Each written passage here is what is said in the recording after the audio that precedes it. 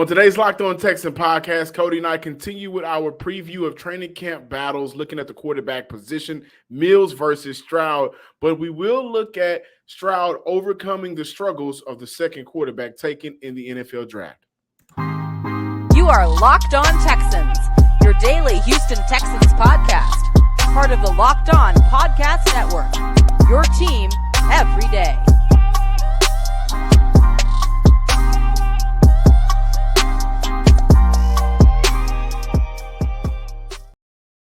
Welcome, everybody, to a Wednesday episode of the Locked On Texan podcast, a part of the Locked On Podcast Network, your team every day. This episode of Locked On Texans is brought to you by eBay Motors. A championship team is about each player being a perfect fit. Same with your vehicle. So for parts that fit, head to eBay Motors and look for the green check. Stay in the game with eBay Guaranteed Fit, ebaymotors.com. Let's ride. eBay Motors, guaranteed fit, only available to U.S. customers. Eligible items only. Exclusions apply. I am your Texans football analyst, John Some Sports Sky Hickman. And just like every other show, of course, I'm joined by none other than Cody Davis, your Houston Texan beat reporter. Training Camp Day. Also your credential media member, also writer for Sports Illustrated. We will look at some news for the Houston Texans, also trading for a number one receiver, the potential of that. We look at Davis Mills and CJ Stroud, that quarterback competition heading into camp. But Cody and listeners, along with viewers, we are kicking off today's show looking at will CJ Stroud overcome the struggles of the second quarterback taken in the NFL draft. So this is what I want to see from CJ Stroud heading into camp to kind of get over that hump, right? Specifically, the beginning of the end of the discussion of the number two overall quarterbacks, along with commanding the offense from day one. The second overall quarterback going back to 2010, starting in 2022, Desmond Ridder, Zach Wilson, Tua Tagovailoa, Daniel Jones, Sam Darnold, Patrick Mahomes, Carson Wentz, Marcus Mariota, Johnny Manziel, Geno Smith, who has a resurgence in his career, RG3, Jake Locker, and Tim Tebow. Only two of the quarterbacks made it to the second contract with the team that drafted them. 3 quarterbacks were out of the league in 4 years or less. 4 quarterbacks have played on at least 3 teams. CJ Stroud in history may have beef. However, starting with training camp, CJ will be in a much more different situation. And I think this is, when we look at the past situations for a lot of those quarterbacks, CJ is going to be in a different situation. John McNulty was the quarterback coach for Mariota in Tennessee. Rob Calabrese was the Jets quarterback coach for Sam Darnold. Dowell Logan's the Browns quarterback coach and Titans quarterback coach. So that's for Jake Locker and Johnny Manziel. And David Lee was the Jets quarterback coach for Geno Smith. We're looking at CJ Stroud, guys. He's walking into a situation where he has Jared Johnson, Shane Day, and Bill Lazor. 3 coaches who have coached the likes of Kirk Cousins, Andy Dalton, Michael Vick, Nick Foles when he was very good for the Philadelphia 76, the Philadelphia Eagles. He went 27-2 in one season. Justin Herbert, and one of the better years for Jimmy G, and the gunslinger quarterback Jay Cutler. Stroud is walking into a situation where the organization has invested in him more than any other quarterback, I believe, in franchise history. Starting in training camp, I want to see that investment pay off, or at least in terms of making the quarterback competition non-existent. Develop the necessary chemistry with players to elevate this offense from what we've seen the past 2 seasons. And so when we look at the past struggles of the second quarterback taken off the board, Johnny Manziel was in a terrible situation in Cleveland. So was Jake Locker. So was Tim Tebow. Of the later quarterbacks, we look at Zach Wilson. Zach Wilson just shouldn't have been the second quarterback overall taken, right? compared to CJ Stroud at some point throughout the offseason during the draft process, you could have made a case that he was the number one quarterback on the board. Daniel Jones is one of those quarterbacks, and Patrick Mahomes, the only two that made it to a second contract with the team that drafted them. And Daniel Jones didn't necessarily get the fair shake, as I would like to call it, until Brian Daboll came in and established a system also with Mike Kafka as their offensive coordinator that brought out the better attributes of Daniel Jones. And so we see the coaching and what you put around a quarterback is very important. And that's what I think Houston has here in Houston, which is why overall I don't think we're going to see the number two quarterback struggle stick to CJ Stroud. I think we're going to see CJ Stroud from his rookie year to the end of his rookie deal progress and get better in the NFL because of how much this franchise invested in their quarterback before they even took a step on the field for real meaningful games. Yeah, the struggles of second quarterbacks taken in the draft would definitely not stick with CJ Stroud. John, in my opinion, when I take a look at all of these guys who are prospects coming into the draft, I can make an argument that CJ Stroud was the best prospect of all of them. Maybe except for RG3. And I do believe if it wasn't for those injuries that he sustained in Washington, maybe he would have been one of those second quarterbacks taken that did not struggle. I know I know there's Patrick Mahomes. However, I don't know about you, but I did not see this version of Patrick Mahomes coming out. I think some people had Deshaun Watson rated over Patrick Mahomes when you go back and take a look at that 2017 draft class. So when you look at CJ Stroud as of right now, going back to the draft, there was this big debate, CJ Stroud versus Bryce Young. I kept saying it several times. There's not that much of a talent difference between those guys. Everybody else, when you look at those past number two quarterbacks, all of them had some type of attribute that they struggle with. You know what was going on with Tim Tebow. You already mentioned Johnny Manziel. Like every one of those quarterbacks that was taken number two had something that they was dealing with. CJ Stroud didn't have that. And then I also loved how you mentioned how the Houston Texans have put CJ Stroud in the best position possible. I think he is in a better position than what Deshaun Watson had 5-6 years ago when he was coming in as a rookie quarterback. I would let me to dispute that just a little bit. The talent was there on the field. The coaching staff wasn't there. And I think that's the big difference when I look at CJ Stroud compared to when I say the rest of the quarterbacks in franchise history. Like, they're going to eventually get everything right on the field with the players, no doubt about it. Mm-hmm. But what they have in this foundation that they have set up for in terms of coaches for CJ Stroud and the rest of this offense, I don't think we've seen a quarterback walk into a better situation in franchise history. Deshaun had DeAndre Hopkins and the offensive weapons, but he didn't have the coaching behind it to improve his game year in and year out. Well, he didn't have the coaches, nor did he have the offensive line. Well, and that's what I'm saying. Like, you can look at Bill O'Brien and say, well, he didn't have that, but he had DeAndre Hopkins. He had, I think he had one last season with Andre. No, he never. No, he didn't have. But he also had, he had weapons. He also had Kenny Stills one season.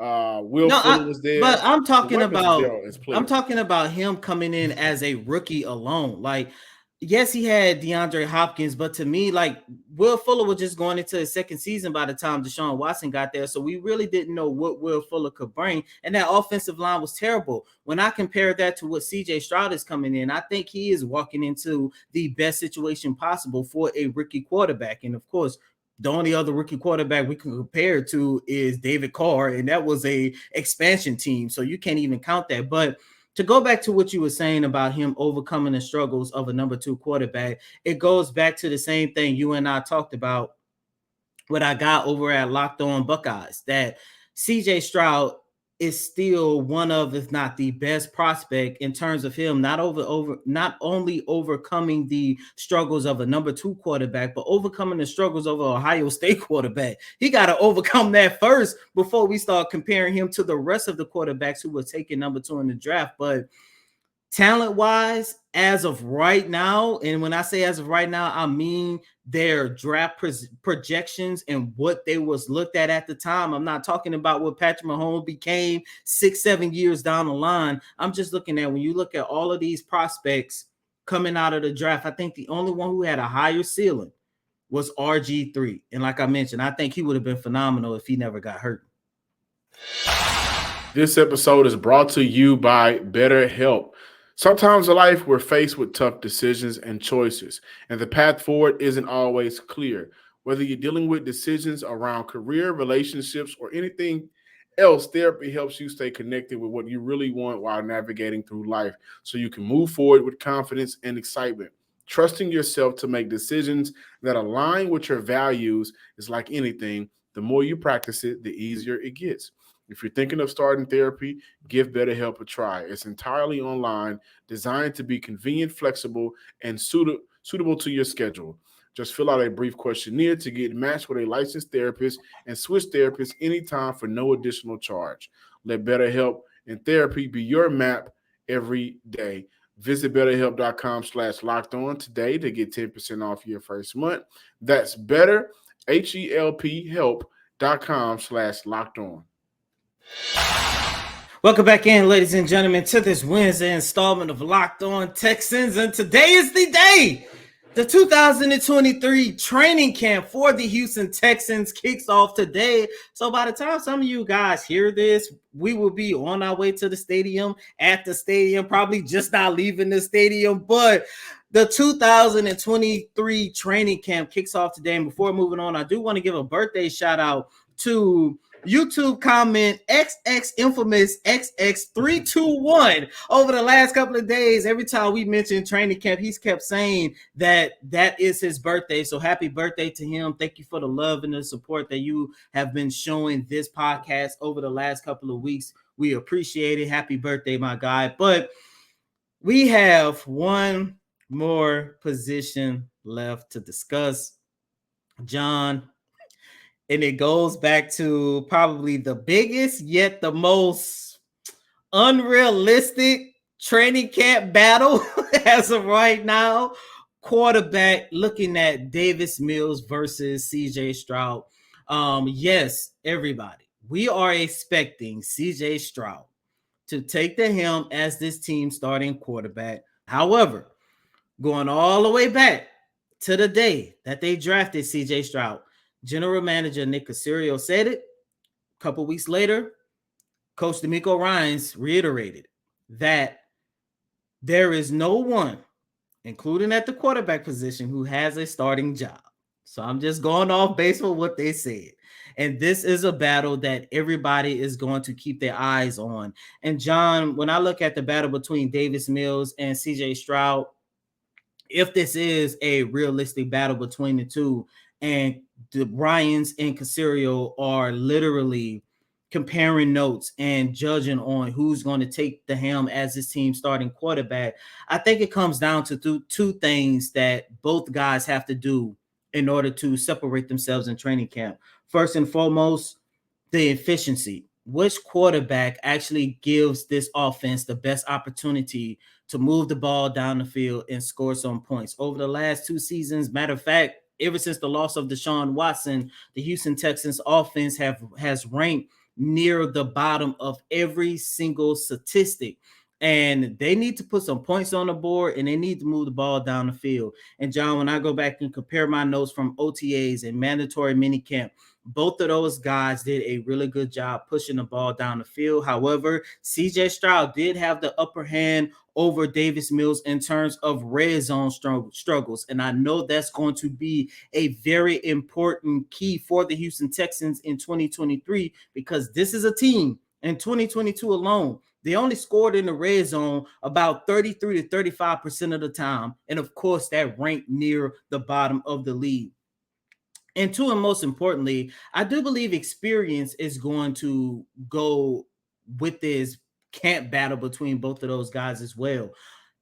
Davis Mills going into his third season, he has seen, several defenses around the league. So, he has more experience. CJ Stroud doesn't have the experience. However, I go back to something that Matt Burke said during mandatory minicamp. And he said that CJ Stroud, every single day, he was asking them about defensive coverages. And I do believe going into training camp is going to be very beneficial that you have 2 joint practices between the Miami Dolphins and the New Orleans Saints. So that's going to give CJ Stroud even more time to learn and get accustomed to the NFL defense. So if there is a camp battle, I think those are the 2 most important qualities that's going to determine who's going to start for the Texans come week 1. Yeah, I love it. I love it. So I've said multiple times on this show that though I do think we'll see some very good competition, I believe that CJ Stroud will be this team's starting quarterback. So the only thing I want to see from Davis Mills is for him to be better as a player by being better at some of the minor things that he wasn't good at the last couple of seasons, especially going back to his sophomore slump last year. I want to see him better with pocket awareness, footwork in the pocket, better reads. There were times last year with Davis Mills, if you got the ball out quickly to the right read, Houston may be going for 6 or big game. I've said it multiple times that I believe that at the very least there was 250 yards left out on the field, looking at the connection between Davis Mills and Nico Collins. And I also want to see Davis Mills get comfortable with taking chances downfield consistently. Furthermore, play well enough in the preseason to give yourself a shot in this league for more playing time in the future. I do like this man, and though he will not be this team's franchise quarterback, and Houston gave him an opportunity to do so, the situation wasn't good at all. And to be fair, he's had good moments for Houston. 6 games with 300 yards or more, 6 games with a completion percentage of 70 or more in 2 seasons with a dysfunctional offense. So he's had some bright spots, good enough to say, you know what, let's give him an opportunity like they did last year. We're not going to draft a quarterback. If you guys remember, I've mentioned it, Sam Howell was a real thing for Houston last year. They gave Davis Mills a chance. The average quarterback years in the NFL is nearly 5 years. This is year 3 for Davis, and I would love to see him play good enough so he can play past that lifespan by either being a successful backup in the NFL or maybe getting another shot as a starter. But in terms of quarterback competition, I think Davis Mills comes out as a backup. I think CJ Stroud comes out as a starter. I just really want to see Davis Mills give himself an opportunity to earn more playing time. Again, whether that may be for the future of this team as a backup, if ever or whenever, we may not have CJ Stroud on the field, or if teams come calling, they still have tape from him in his previous 2 seasons where he was primarily the starter, maybe going back to college, and what he's been able to do in the preseason for Houston as well. Welcome back in, Locked On Texans listeners and viewers. Before we talk about the idea of Houston trading for a number 1 receiver at some point throughout the season, we got some news that I think is important to share. Steven Nelson reported to camp. That's important. Texans placed Sheldon Rankins on the non-football injury list. It is nothing major, so he'll be back at training camp soon. Dylan Dethridge, Charlie Heck, Tegan Quatoriano, Kendall Sheffield, and Chase Winovich all started camp on the PUP list. So we'll make sure we keep an eye out on that. But Cody, I played around with the idea of if Houston is in a position before the trade deadline, they are competing well enough in this division to possibly win the division. Should Houston call up Tampa, say, hey, man, you guys got a kid, a grown man, 9,000-yard receivers in a row from the state of Texas, played in Galveston. We want to bring him back home and potentially trade for Mike Evans. So I put that out there on Twitter as I was just thinking around about different ways this team can elevate itself, because I do believe that regardless of how this team has been viewed in the past, they will come out this year with intentions to compete. And I've said it multiple times how I'm not bought in on the rest of the other three teams in this division. I think that is an idea that should always be in the back of Houston's mind if they are at that point come trade deadline, that they have an opportunity to win this division. And a player like Mike Evans could be that player to help put them over the top to help them secure an AFC South division. Only if they are actually maybe a game and a half, 2 games out of the division. And when you look at the rest of the division, if there's a real thought that, hey, man, for the next 9 weeks or so, we may have an opportunity to really jump some of these teams depending on how their schedule is looking and the teams that they're playing compared to ours, if I'm Nick Caserio and D'Amico Ryans. And so may not be Tampa Bay's Mike Evans. There could be another vet around the NFL that Houston may have their eye on. But the point is, this is a team without a number one receiver. This is a team with an unproven wide receiver group. This is a team that if they are good enough to compete with what I just said that they have, calling teams once trade deadline gets around to say, hey, is this guy available? If so, what's the compensation? Make a trade to elevate this. And by the way, Mike Evans was good for a lot of different quarterbacks. Jameis was Tom Brady. Whoever took snaps for the Tampa Bay Buccaneers, he's been good for him. He can also have that same effect for your rookie quarterback and CJ Stroud.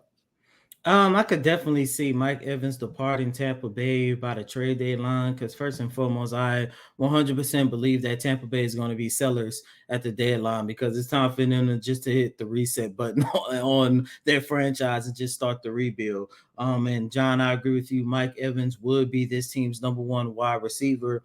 Has been very productive throughout his whole entire career.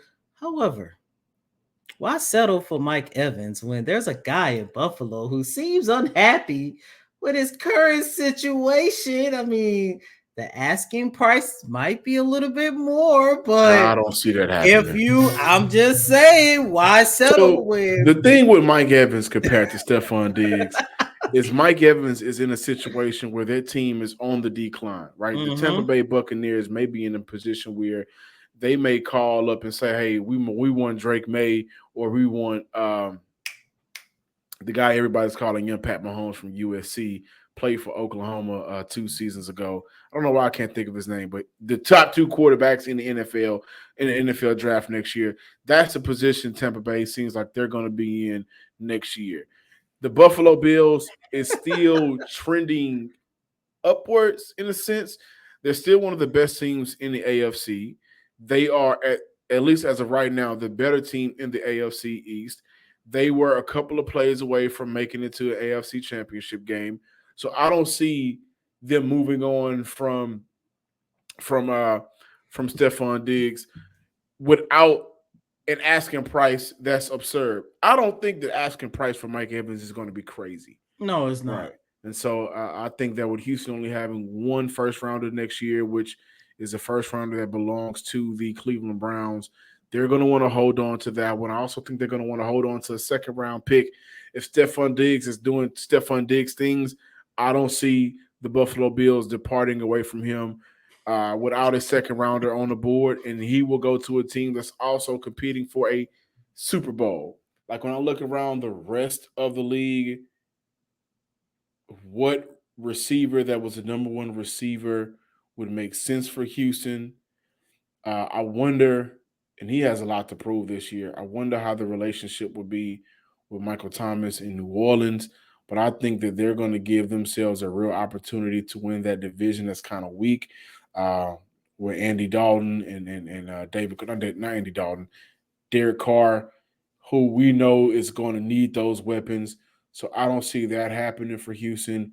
But I think Mike Evans is the one guy that if I'm Houston, if we're in a position where we're second in the division during the trade deadline, guys, and, the receivers that we have are decent, nobody has necessarily taken a huge step, I will call Tampa Bay for Mike Evans.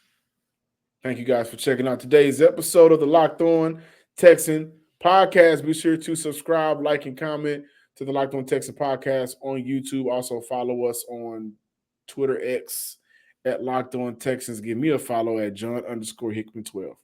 And as always, I'm your host, Cody M. Davis. Please remember to follow me on Twitter at CodyDavis_24. Once again, it's Cody COTYDAVIS_24. Until next time, ladies and gentlemen, peace.